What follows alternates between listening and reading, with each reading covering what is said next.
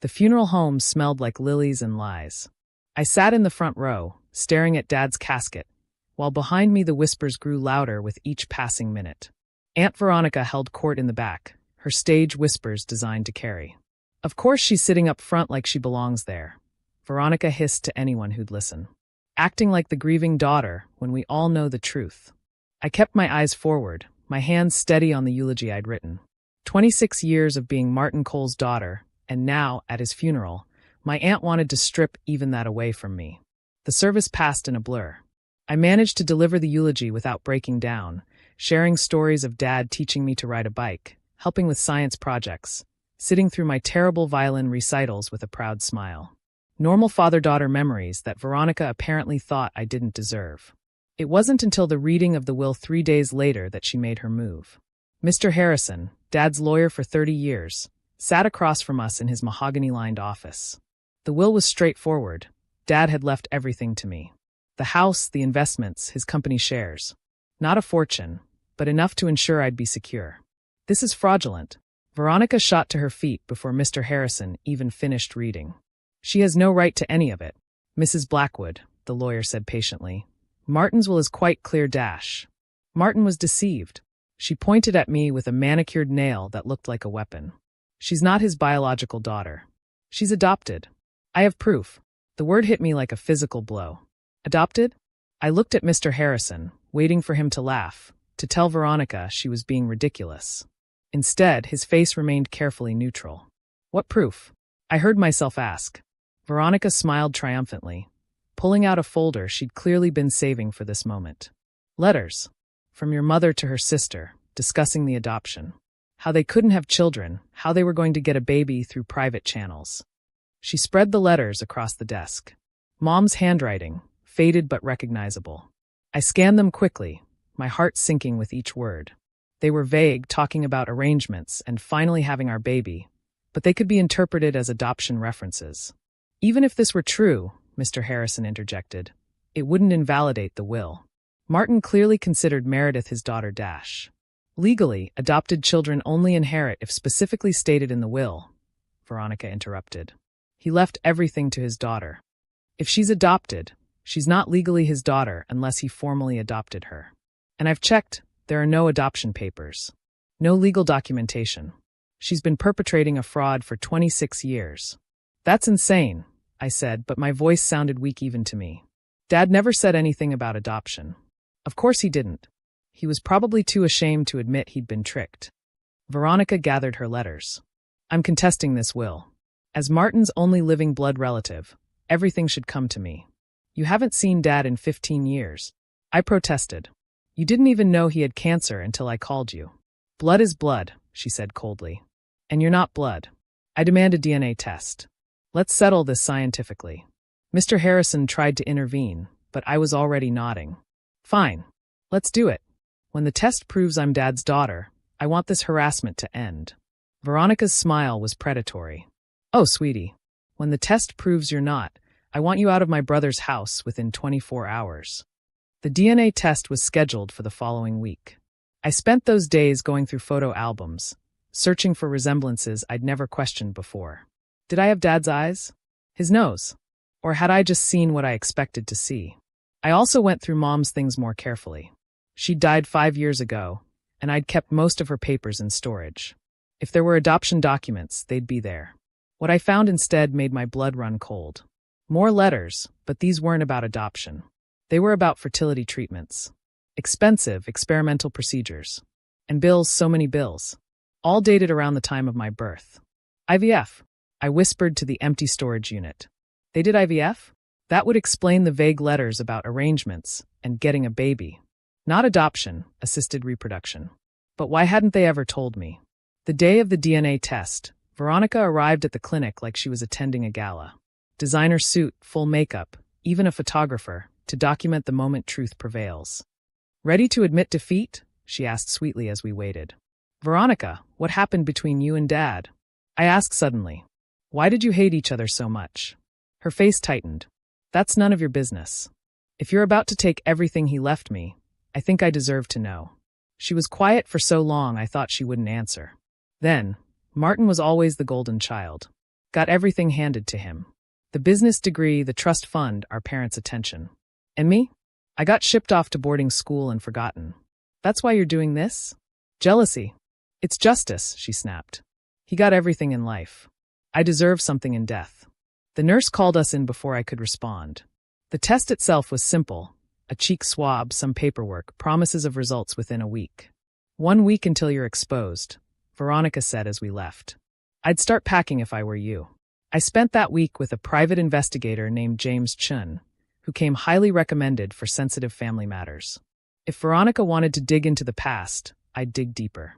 Find out everything about the fertility treatments, I instructed.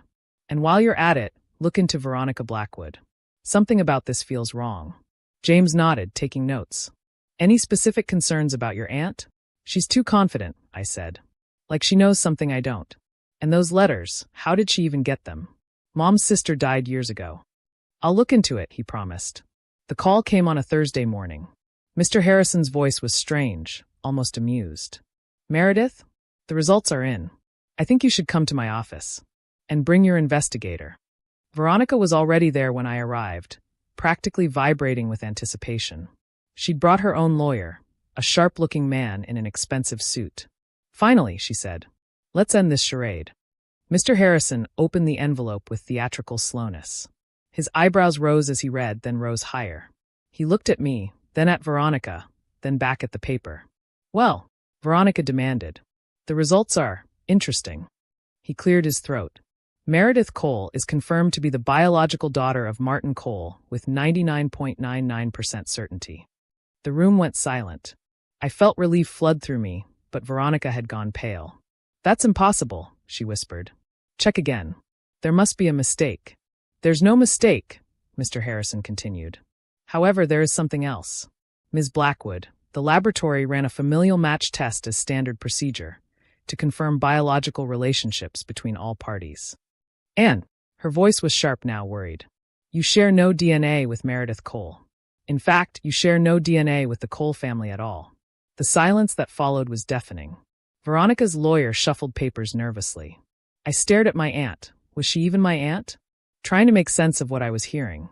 That's ridiculous, Veronica stammered. I'm Martin's sister. Our parents were Robert and Helen Cole. James Chin chose that moment to speak up. Actually, Mrs. Blackwood, about that. He pulled out his own folder. I've been investigating your background, and I found some interesting discrepancies. He spread documents across the desk. Veronica Blackwood, née Cole, died in 1973 at age 2. Drowning accident at the family lake house. The death certificate is right here. That's a clerical error, Veronica said, but her voice shook. Is it? James continued. Because I also found this adoption papers from 1974. Robert and Helen Cole adopted a girl named Victoria Hendricks, age 3, from a state facility. They changed her name to Veronica, apparently to honor their deceased daughter. I watched Veronica's, Victoria's, face crumble as the truth unfolded. They never told me, she whispered. They said I was theirs. According to these records, James said gently, your biological mother was Eleanor Hendricks, who gave you up after being convicted of fraud and embezzlement.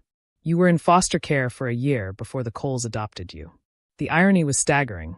Veronica had accused me of being adopted, of having no claim to the Cole inheritance, when she herself was the adopted one. But they loved me, she said, tears streaming down her face. They said I was special, chosen. They did love you, I said quietly. Dad told me stories about his little sister. He never mentioned you were adopted because it didn't matter to him. You were his sister. Then why did we grow apart? She looked at me desperately. Why did he cut me off? James cleared his throat. I might have an answer for that too. Mrs. Blackwood, you've been married 4 times. Each husband was wealthy. Each one died or divorced you within 5 years, and in each case, there were questions about missing money. How dare you dash? Your first husband's family hired an investigator. They suspected you'd been siphoning funds, but could never prove it. Your second husband divorced you after finding you'd opened credit cards in his name. The third one discovered you'd been selling his family heirlooms. I thought about Dad, about how he'd suddenly stopped mentioning Veronica when I was 11. You tried to steal from Dad, I realized. That's why he cut you off. She didn't deny it. Couldn't, with all the evidence on the table. I found one more thing, James added. The letters supposedly from Meredith's mother about adoption? They're forgeries. Good ones, but the paper is wrong. It's from a manufacturer that didn't exist until 2010. You created them for this meeting. Mr. Harrison stood. I believe we're done here. Mrs. Blackwood, or should I say Ms. Hendricks, you have no legal claim to Martin Cole's estate. Furthermore, I'll be recommending to my client that she pursue charges for fraud and defamation. Veronica's lawyer was already packing up, distancing himself from his client. She sat alone, looking smaller than I'd ever seen her. I just wanted something, she said quietly. My whole life, I felt like I didn't belong. When I found out Martin died, I thought if I could prove you weren't really family, then maybe I'd finally be the real daughter. But you were the real daughter, I said. Until you tried to take what wasn't yours. Dad would have included you if you'd just been his sister instead of trying to be his thief. She left without another word, her designer heels clicking on the marble floor. I never saw her again, though I heard she moved to Arizona, started over with yet another name. I kept the DNA test results in Dad's desk drawer, next to the adoption papers James had found. Not Veronica's mine, because the fertility treatments had failed. Mom and Dad had adopted me after all, just days after I was born. They'd never told me because to them, I was simply their daughter. Biology had nothing to do with it. The letters Veronica had forged were based on a truth she couldn't have known. But Dad had left me everything anyway, because he knew what she never understood. Family isn't about blood or DNA or legal documents. It's about who shows up, who stays, who loves you without calculating what they can gain. Dad had 2 daughters, one biological who tried to steal from him, and one adopted who held his hand through chemo. He chose the real daughter, the one who chose him back. I donated half of the inheritance to the fertility clinic that had tried so hard to help my parents, establishing a fund for couples who couldn't afford treatment. The other half I used to start a foundation supporting adoptive families. And in the end, Veronica was right about one thing: blood is blood. But love is a choice. And that's what makes it family. Thanks for watching. See you again in the next video. Stay stunned.